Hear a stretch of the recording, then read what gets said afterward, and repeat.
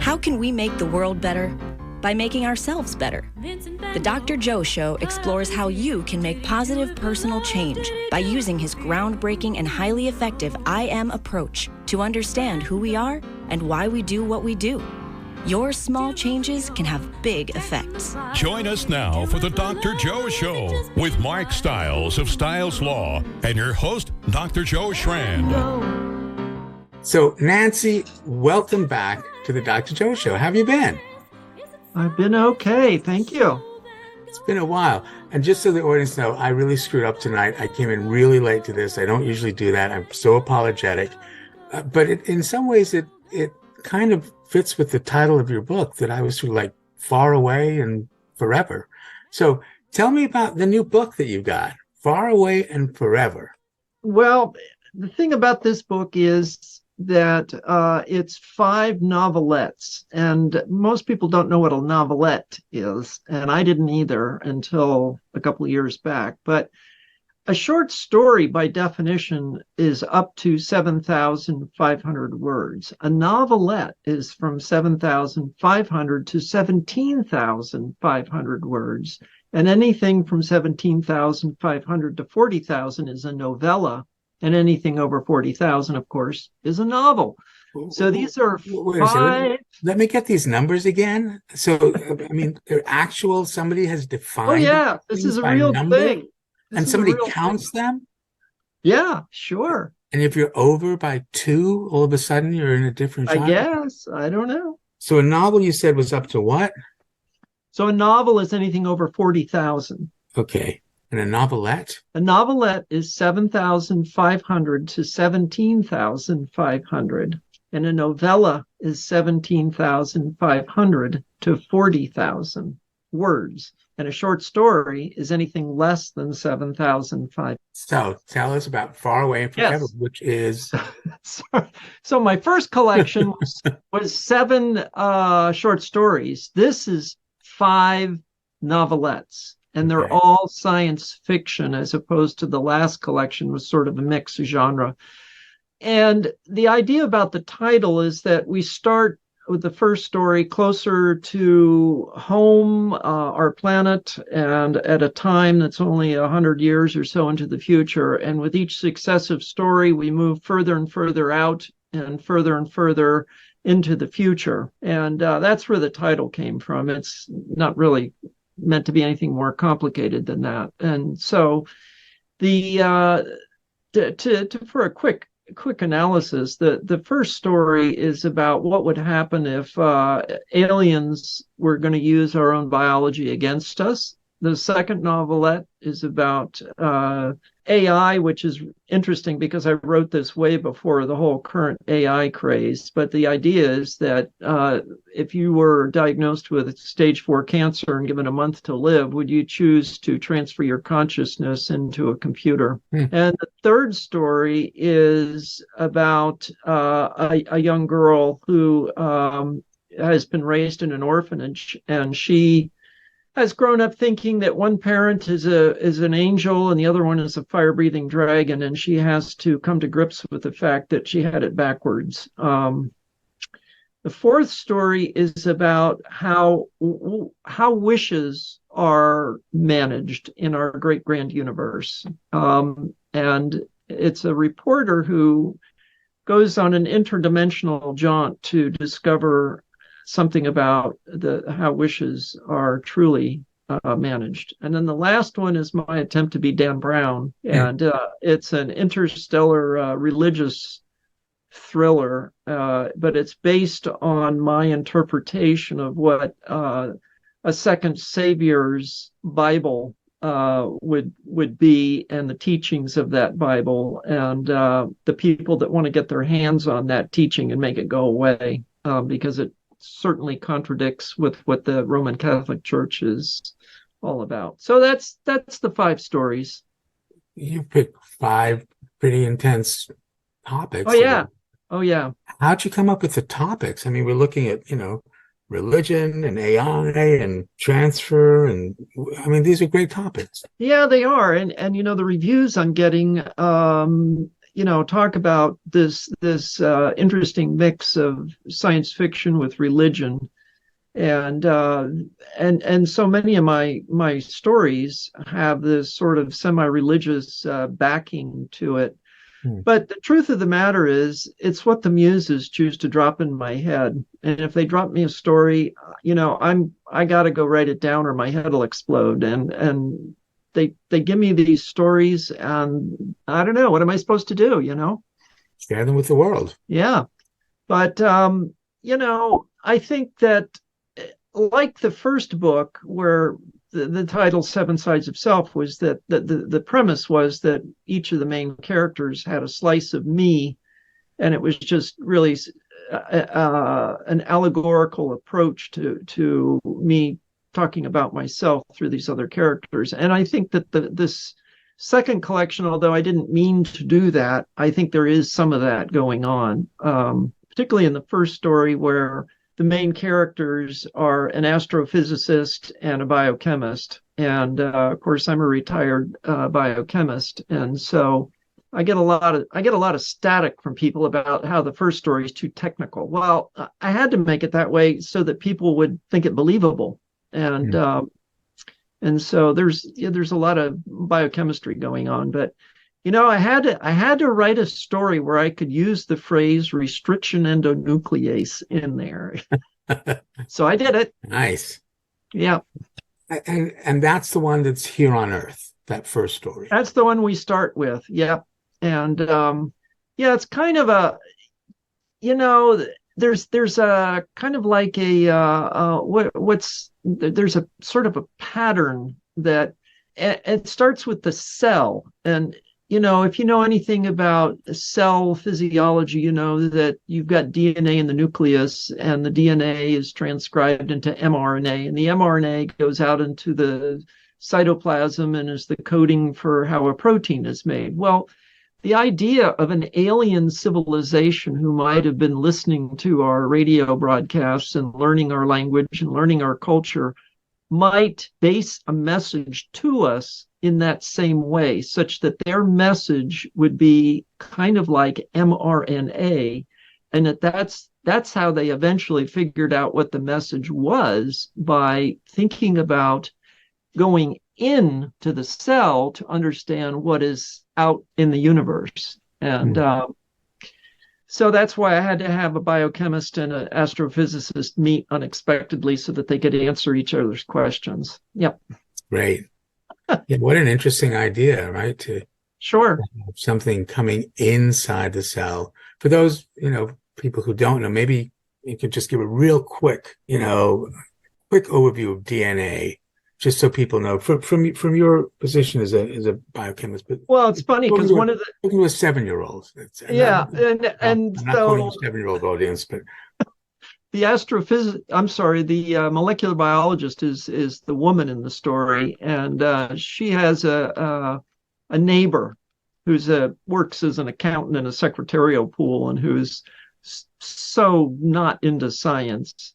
And the poor woman has to explain to her best friend about DNA. And she says, well, just think about DNA as a ladder. And those crossbars going up the ladder, there's one of 4 possibilities. You can have AT or TA or GC or CG.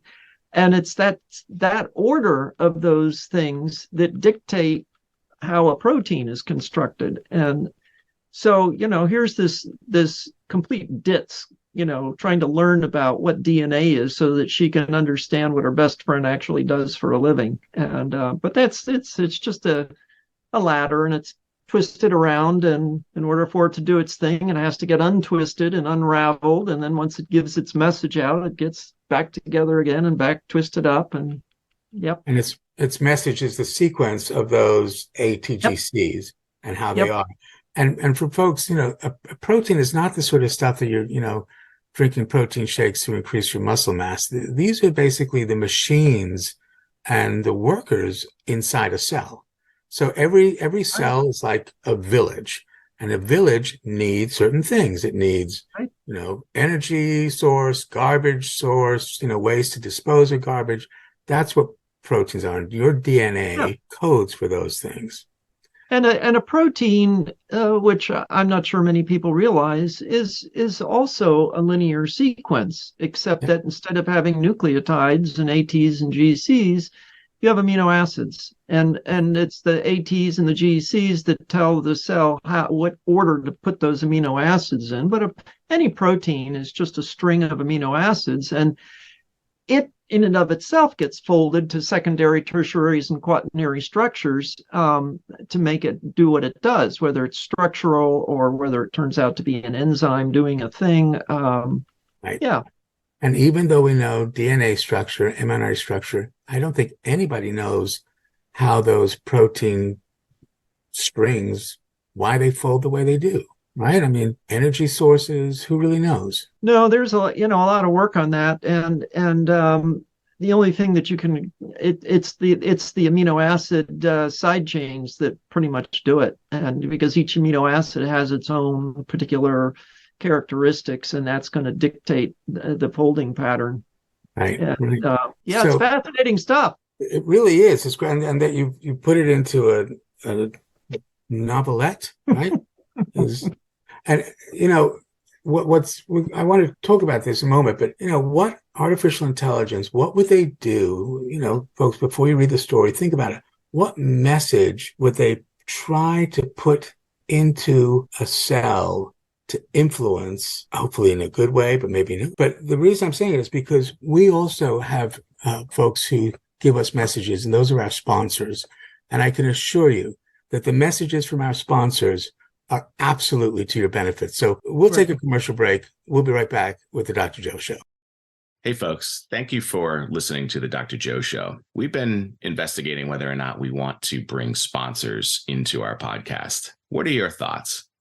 Do you know somebody who might be a good partner with the Dr. Joe Show, who may want to align their product or service with the Dr. Joe Show? Think about it.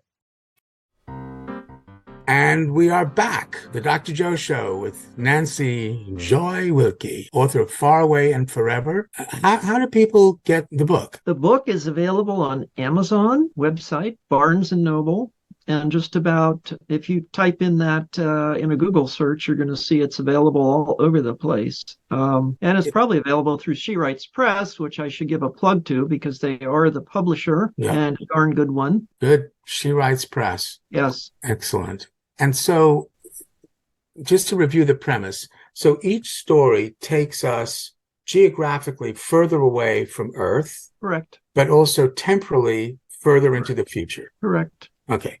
And so, how did you choose these particular topics? Again, the muse is just popping it in your head? Yeah, and once I got the stories, then I had to figure out the order of the stories, and that's kind of how the title got developed, is that I wanted to put them such that each story, took you a little bit further out, both in distance and time. And the second story is actually also on Earth, but it's another 100 years into the future. It's not till you get to the third story that you're now on to Proxima Centauri B, which is the closest exoplanet to Earth, and the story takes place there, probably several thousand years into the future. And we're still having the religious debate.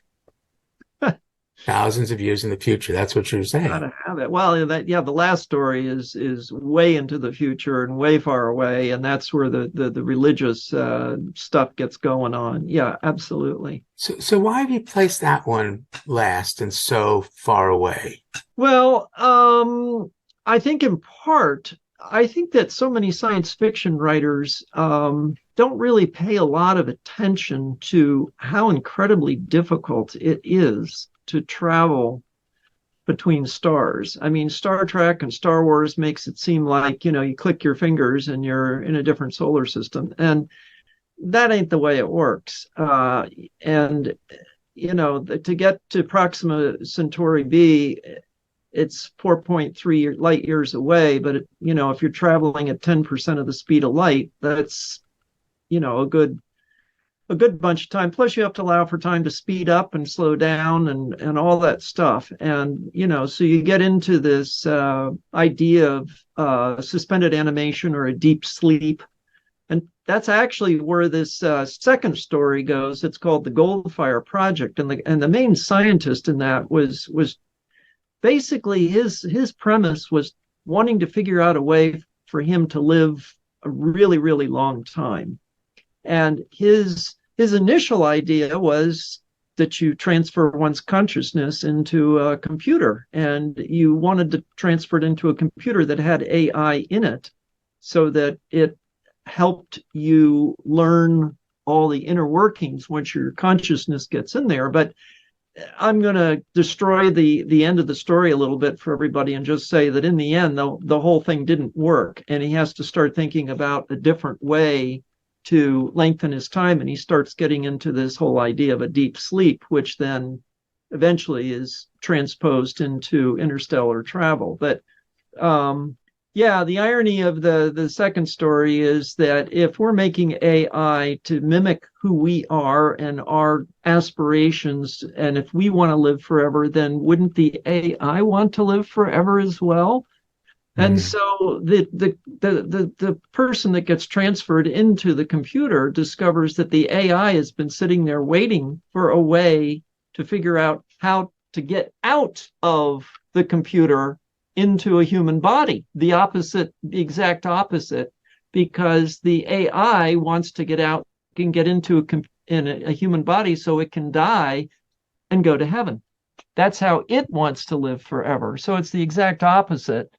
And I don't think most people think about that, Very interesting. And it's the opposite of the first story where the person was trying to get into the cell, the alien trying to get in. Not the first one. They're not trying to get into the cell. They're trying to understand the message that is in the cell, that has been placed in the cell. Yeah. Okay. So I don't know. I don't think most people that read the story fully understand where I was going with that. But the idea is that if you're going to create artificial intelligence, it's just going to be the mirror image of a human, and it's going to want all the things that we want, but going in the opposite direction. Right. Yeah. Yeah. I mean, so many people are afraid, right? Artificial intelligence taking over the world, and what do you think about it? It's really. I'm not a fan of it at all, but I'm very biased. So why aren't you a fan? Well, when I started writing more rigorously, I decided that it might be a good idea to get a subscription to what's the name of the program that people use for their correcting. Oh, right. It's great that neither of us can remember that. We need AI to help us. Yeah, but the point is that it's based on AI, and I've learned that when I use that to look for spelling and typos and everything, that Grammarly, that's what it's called, Grammarly, and I've learned that it from time to time will give you something that makes absolutely no sense as a suggestion. And so I have a third collection of stories that I sent out to what I thought was a publisher. It's not Sierra Press, it's a different publisher. And they put it through their editing thing, and they swore to goodness that it was done by a human. It wasn't done by a human, because the gobbledygook that I got back for suggestions just looked exactly like somebody ran it through Grammarly. And so AI is maybe wonderful for certain things, but it ain't wonderful for everything. And, when you read about all these kids that are using it to generate school papers, and you read about musicians using it to compose music or artists to compose art, it's like we're cheating, and I'm not a fan of it. I want to see the human side. Yeah. I agree. I think there's certainly a place for AI. I mean, it can help us in many ways, but it shouldn't replace us and replace what we're doing. I mean, we have enough artificial intelligence as it is in our world. Yeah. We call people smart, and then sometimes we hear them speak. So with this messaging, though, who's the audience? Who are you trying to reach with this book? Well, that's a good question, because I get it from time to time. And my answer probably doesn't make a lot of sense, but I have this sort of motto that I like to create original thinking for original minds. And so, my writing and my music and my art might not be mainstream stuff. It's me, and I think that's what every artist, musician, and writer does, is they're just creating things that are a reflection of their own image. And so, you're either going to like it or you're not going to like it. But I like to give people something to think about, and I like it to be different from what everybody else is doing. So yeah, contemplative. Think about things in a different way, maybe. So I'm curious, where did these ideas come from? I mean, we talked about the muse last time and this time, but growing up as a kid, I mean, were you exposed to, this dichotomy? Is there a dichotomy between science and religion? And that's another interesting question that somebody asked at one point. And my response to that was, I believe that science is nothing more than us trying to understand what God created. And so that's the science religion mix. And you can get all fancy about how you write. Just read some of Dan Brown's stuff, and he goes into it in great gory detail. It's all wonderful stuff, but I think it's that simple. And but to answer your question, I read a lot of Isaac Asimov and Arthur C. Clarke and Frank Herbert and Heinlein, and but I also read a lot of Tolkien and C.S. Lewis. And there is certainly a lot of religious or spiritual stuff in some of Tolkien and Lewis's stuff. Absolutely. And, it may not, when you say religious, that may not be, from the biblical sense, from the, the Roman Catholic sense, but there's a spiritual aspect to it. And I think that ultimately what we are all trying to do is understand who we are, why we are, how we got here, and where we're going. And so, I think a lot of the stories I write come out of those questions, and maybe try to shed some light on it a little bit. I've also been thinking about this. I'm curious what you think. Why do we need to know as human beings? Why do we need to know this? What do you think? Why do we need to know it? Yeah, because we're driven. We really are. We have this brain that, we've evolved a remarkable brain. And we're at a point in our evolution where we're suddenly able to really anticipate the future. But by anticipating the future, what do we really anticipate? That we will not have a future.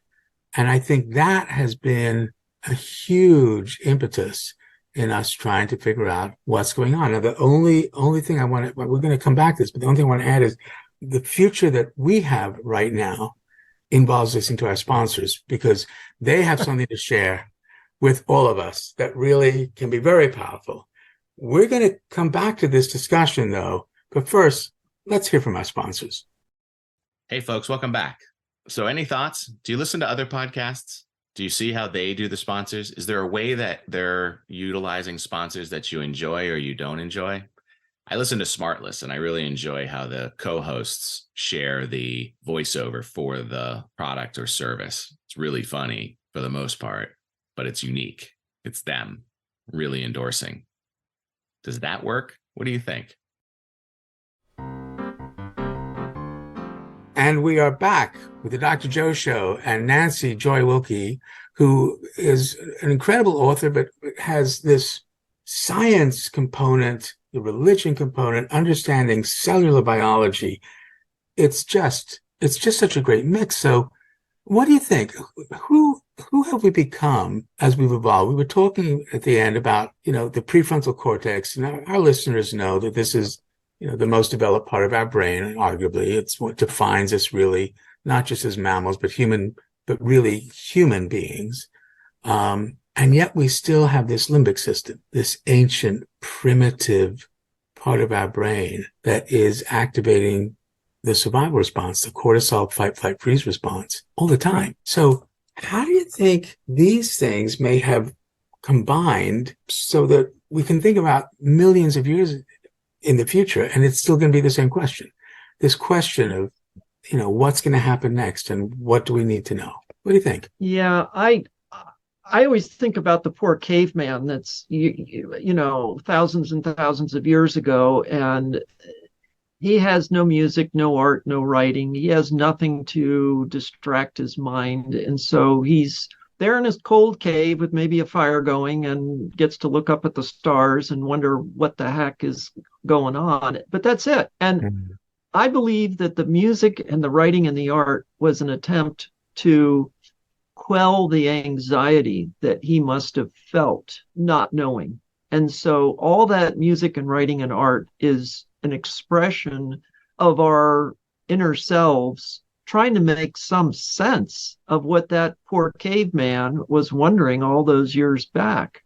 And part of the fifth story in the book is about the second savior, which might be interpreted as a reincarnation of Jesus Christ. It doesn't have to be, but the point of the story is that the second savior comes back to Earth and wants to explain to people exactly how this whole thing works, this whole thing of life and the universe works. And he says that, Jesus couldn't do that because back in 2,000 years ago, most people were uneducated. They didn't understand science. They didn't understand hardly anything. And so now, way into the future, this second savior is speaking to a population that's very well educated. The universe has been studied upside one down the other, and we know all kinds of things about the universe. And so now he can finally deliver to us what the real deal is and how everything works. And that's what this book that he wrote, that the Catholic Church does not want people to see, because everything about God, the universe, who we are, how our souls work, where we come from, where we're going. And one of the messages that he gives is there is no death. And all of this angst of which we're talking about, all these questions, is all, I think, because it comes out of fear of death. And his message to us is there is no death, that the spirit and the soul is eternal. And just because our physical bodies wither and die doesn't mean the spirit ends. We got a whole millennia, billions of years to float around in the universe as a little bright white point of light. And so I think if we can get beyond the questioning and the concern that, we're going to die one day and start grabbing onto this faith that there is more to it than that, then I think that's what that story is about.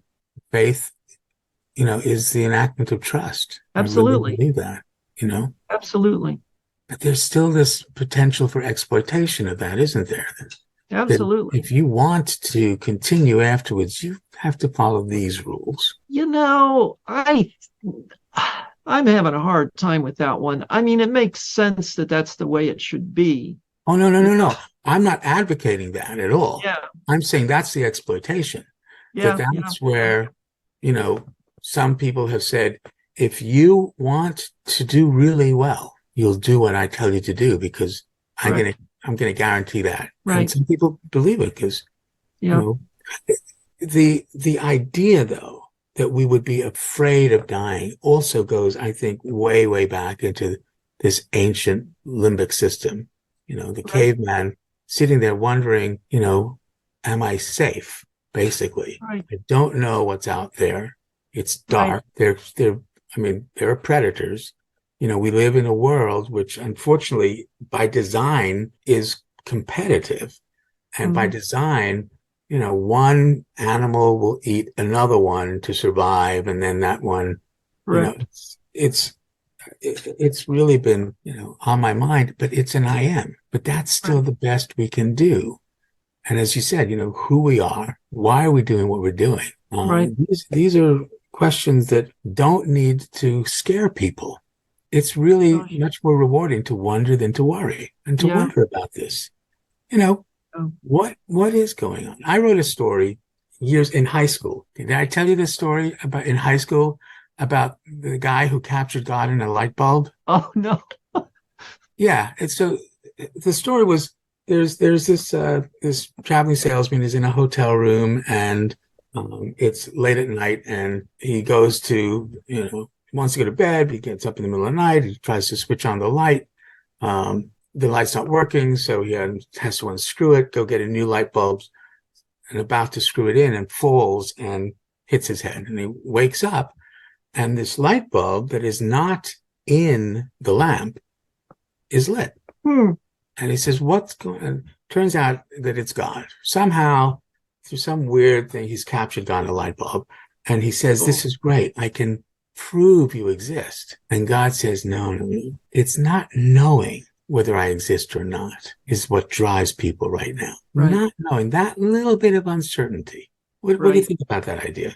Oh, yeah. That's the ticket. That is the ticket. You're looking for proof. And the proof is just not going to happen. The proof is not going to happen. Yeah, I actually am writing my fourth series of short stories, and one of the stories in there, that's the message at the end, is that you're just not going to find that.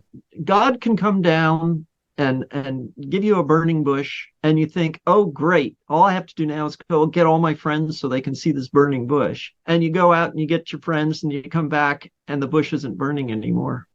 I mean, right. It's just not the way it works. Yeah, that is what faith is about, right? Is believing that there's, and I folks, I do. I mean, I think if we think we know what God is really about, one of my friends said, our concept of God is too small. And we are limited by our neural net right now. So Absolutely. Our neural net is only going to be able to perceive so much just based on its structure. So, Absolutely. When people say they see these things, maybe, I don't know, my neural net doesn't, but it's great. Well, so go on. I was just going to say, so that's the mix of stuff that's floating around inside my head, that everything we've talked about, and that's the source of all the stories, is that mix, and seeking some sort of explanation. Yep. So you and I were reading very similar books as kids. Was there anything else in the family? I mean, was there going to church or some other religion? Sure. Was that in the house? Yeah, I mean, we went to church almost every Sunday. I was pretty much born and raised either Episcopalian or Presbyterian, depending upon which town we lived in at the time, because we moved a lot. And and I don't know. I just always felt, I don't know why, I got to do it. It's not that I think that if I don't do it, I'm going to be in trouble. But there's just something inside me that says, you got to do it. And now, whether or not God is hearing me, I don't know. Are there things that I am praying for and I would love to get happen? Absolutely. Are they happening? No. So is it that there's no God? He doesn't listen to you? I'm having a hard time with that one. I just think that there is a path laid out for us. And if we're not getting something we really think we want, then that must be that we are here to learn a lesson, or many lessons. And that series of circumstances that is laid out before us is what's supposed to be. In the last story in my third collection of stories, which is currently out with a different publisher and hopefully will be out next year, the main character goes up to what he perceives as being heaven and finds that he's got to make a decision about what his next life is going to be like. And his council of elders shows him a couple of possibilities of what his next life could be, and he has to make a decision about which one he wants. And but they all contain obstacles, and none of them are terribly fun. But the Council of Elders tells him, look, dude, before you can live here forever, you got to go back one more time and learn a couple of lessons. That's just the way it's going to be. We know you don't want to do it. We know you don't like it, but too bad, so sad. And so he eventually agrees to fix one of the lives and goes back, and he's going to live it. That's a very interesting concept, to be able to pick the kind of life that you have next. Yeah. I mean, there's a lot to that, but we're very fortunate that we have so many sponsors to pick from, and each one is a blessing. So with that in mind, we'll listen to our sponsors, hear what they have to say, and be right back with the Dr. Joe Show. We'll take a commercial break. Hey, welcome back. And again, we're super grateful for you listening to the Dr. Joe Show. If you have anyone that you think might be a good sponsor, shoot us an email at drjoepodcast@gmail.com. DRJOE podcast@gmail.com.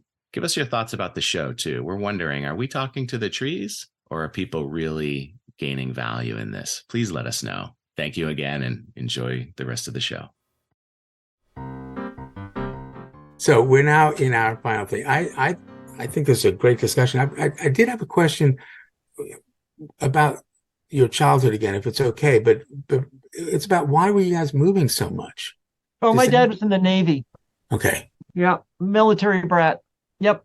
Every 2 years, new school, new friends, new house. It was a bummer. I hated it growing up, but now I look back on it, and I think it's kind of cool, because I know a lot of people from a lot of places, and I've been a lot of places, Yeah, and that gives you this really a global exposure Absolutely. to things. And so many people don't have that. They they have what they know, which is still an I am. Again, it's okay, but we spoke about this last time, how as human beings, because of this limbic prefrontal mix, I think that's what drives us wanting the same thing, which is to feel valued by somebody else. Absolutely. And human beings have evolved.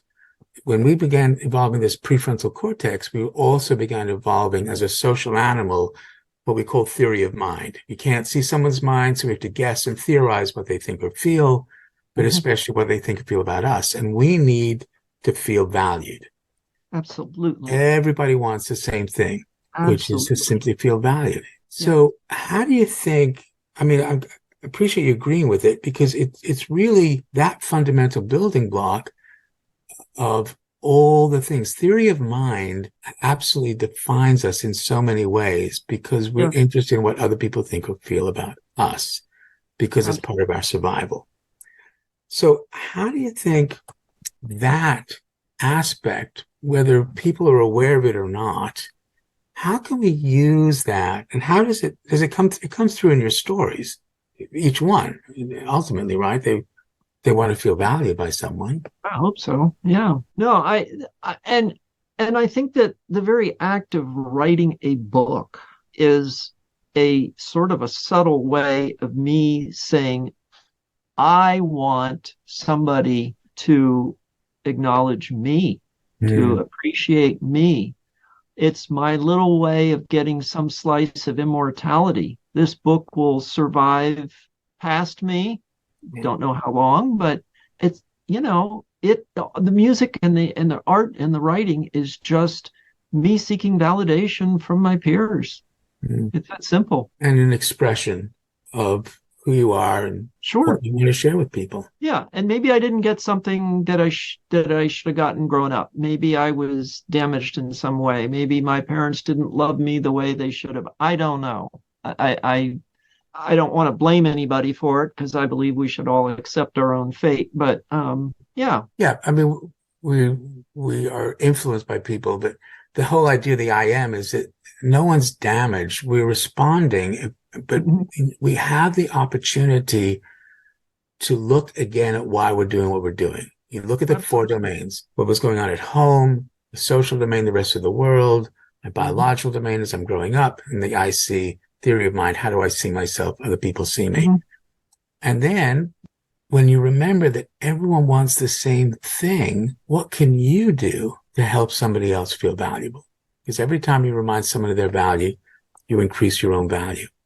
So the I am, as we just said, it's got these 4 domains. Because the domains interact, a small change in any one domain can have a big effect. You don't need to change everything. So Nancy, given what we're talking about tonight, what small change can you recommend to our listeners? I've thought about this because I went to your website and read all this beforehand. And I think that what I try to do with other people is to find something about them and compliment them about that thing.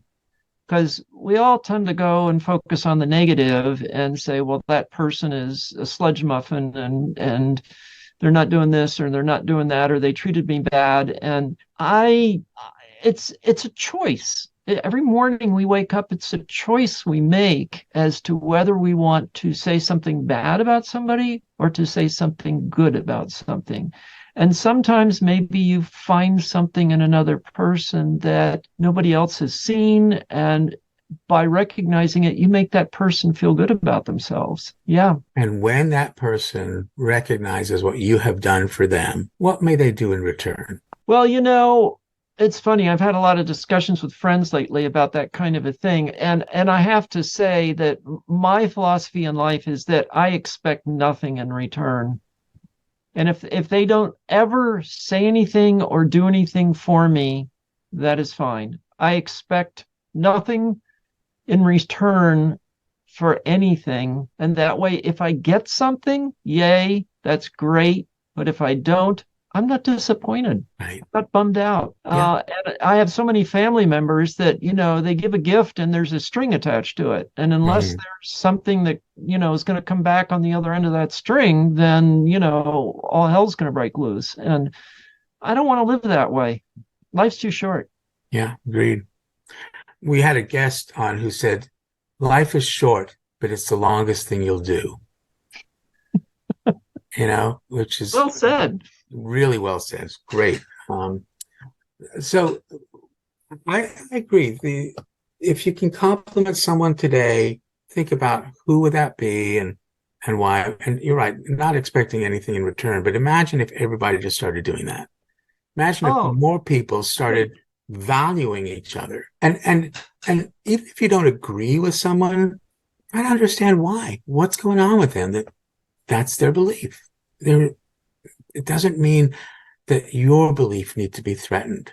See, I think that's part of what happens in the world, right? I think if somebody doesn't look like me, agrees with me, then somehow I could be at risk. Right. And so I will go on the offense first. Right. And then you're doing exactly what you're afraid somebody was going to do to you. Exactly. So don't be surprised.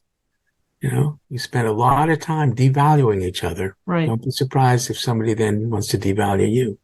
Of course. So those small changes. The second truth of the I am, everyone's got one. Everyone is interested through their IC domain, their theory of mind, what you think or feel about them. And that's going to have an effect on their biological domain because it feels different when you feel respected or disrespected. Mm-hmm. And you are part of someone's home or social domain, which means you control no one but influence everyone. You get to choose the kind of influence you want to be. The second truth, you control no one, you influence everyone. You get to choose the kind of influence you want to be. Nancy Joy Wilkie, author, artist, creator. What kind of influence do you want to be? Yeah, I think about that because I had an uncle who was a holistic healer, and he always said, control is an illusion. Mm-hmm. You can control nothing, no one, nothing. Agreed. And so I accept that I probably don't have a lot of influence that I am consciously putting forth or that I am aware of. I have people that tell me I am an influence and that I do project a certain amount of positivity. And I think that's great. But I've thought about your question, and boy, oh boy, if I could influence a couple of people in my life right now, it would be great. But I've I been hope they're trying. listening. You may know Yeah. who you are. You may know who Yeah, you well, yeah, are. and I don't think that I've had any degree of luck in influencing how they think or act. So I don't know. I wish I had a better answer for you, but I just feel like if it happens, it's sheer dumb luck. It's not something that I'm consciously putting out there. I wish I could, but I'm not. Yeah, and, But and did you remember how I started off when I first talked to you? I was yeah, complimenting you about all right. So you influenced me. Thank you. Yeah.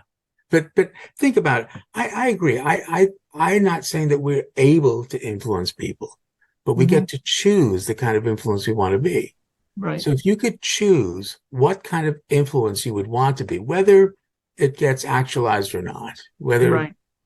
what what kind of influence, what would your choice be? What kind of influence would you want to be? Well, I would like for people to accept my mantra of life. My mantra of life is positive, healthy thinking for complete health of mind, body, and spirit. And Mhm. if I can influence people to recite that every morning when they get out of bed 3 times, positive, healthy thinking for complete health of mind, body, and spirit, I would be content. Yeah, I think that's so much. That makes so much sense. And for me, the immediate thing I start thinking about is cortisol. I hate to Mhm. say it, right? Because when you have this positive attitude, you actually decrease your cortisol levels. You're not under so much stress. Right. And as soon as that happens, you can feel more pleasure and happiness. You can trust more. Yeah, you can be part of it instead of worrying you're going to be kicked out of it. You can Mm. be part of this. And it's so cool to be part of it. It really Absolutely. is, no matter what. The book, again, how do people get the book, the latest book? I mean, you got so many books now. No, I just have two, but there'll be a third one out on hopefully next year, and which is I'll just put a quick plug in for it'll be 7 fantasy short stories. And they're all of the current 2 books are available on Amazon and Barnes and Noble, and through the She Writes Press website is probably a good way to get them. And my website, if you want any information about the writing or the music of the art, is mindsights, one word, mindsights.net. Mindsights.net. And my email address is on there should anybody want to write me, which would be great. And Mhm. And you have guitars in back of you. I do. Do you want to play some as we take ourselves out of tonight's show? I can give you a little ditty that yeah, sure, I can do That'd be that. great. So we're gonna hear some from Nancy Joy Wilkie, and folks, if you want to hear the whole show, the whole song, you may not hear right away, but we're gonna Right. have it for you. I Let's will hear warn it. you that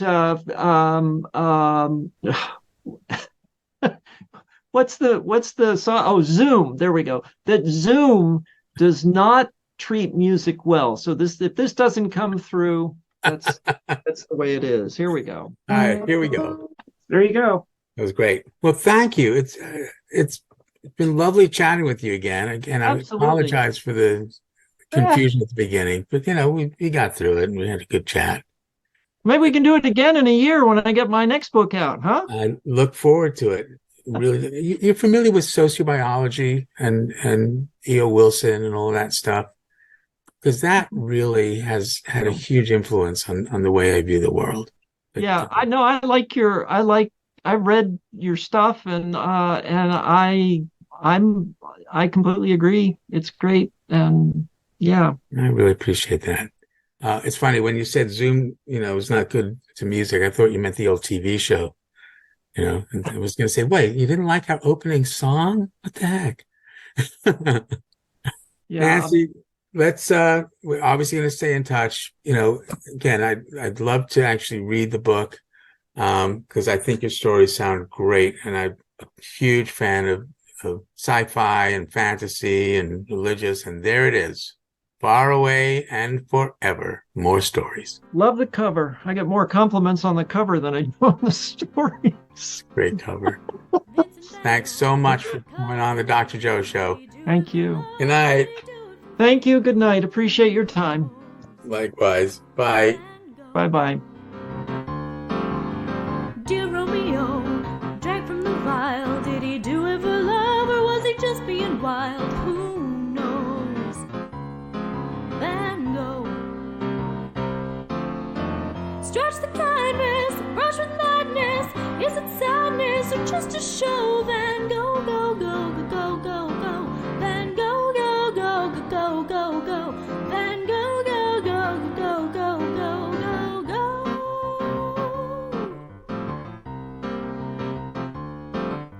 Marilyn Monroe swallowed the pill. Did she do it for love, or was she tired of the thrill? Who knows? Van Gogh. Love is an art form, a heart that's red and sometimes blue. Love has a design on you.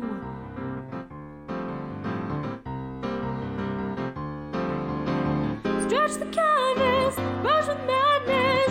Is it sadness or just a show? Van Gogh, go, go, go, go, go. Van Gogh, go, go, go, go, go. Van Gogh, go, go, go, go, go, go, go.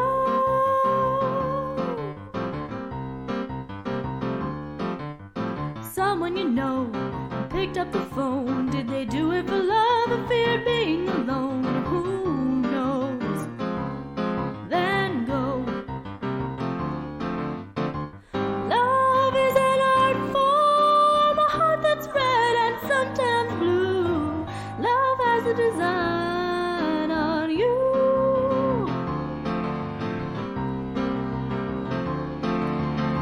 Stretch the canvas, brush with madness. Is it sadness or just a show? Van Gogh, go, go, go, go, go. Van Gogh, go, go, go, go, go. Van Gogh, go, go, go, go, go, go, go. Van Gogh, go, go, go,